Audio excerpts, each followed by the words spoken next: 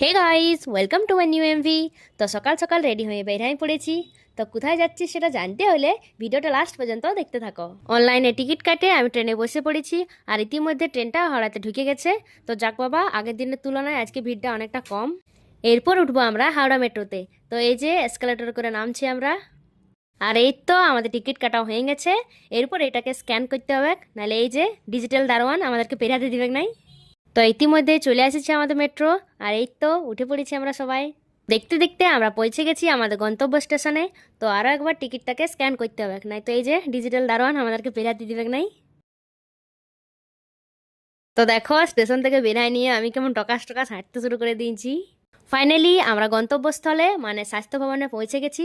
আর এই তো দেখো কত লম্বা লাইন পড়েও গেছে ইতিমধ্যে। আর ওই দেখো স্বাস্থ্য ভবনে এসে মাহাতো ডাক্তারবাবুকে দেখতে পালি। আর দেখতেই পাচ্ছ তোমরা, এখানে অনেক মিডিয়াও এসেছে। আর আমাদের কয়েকটা মেয়েরও ইন্টারভিউ নিল ওরা। তো যাই হোক, আপাতত স্বাস্থ্য ভবনের কাজ মিটলো। তো দেখা হচ্ছে নেক্সট কোনো এমবিতে। ততক্ষণের জন্য সকলে নিজেদের খেয়াল রাখো, নিজের আপনজনদের খেয়াল রাখো, আর বাড়ির প্রেগনেন্ট মহিলা ও শিশুদের সঠিক সময়ে সমস্ত টিকাকরণ করাও। টাটা।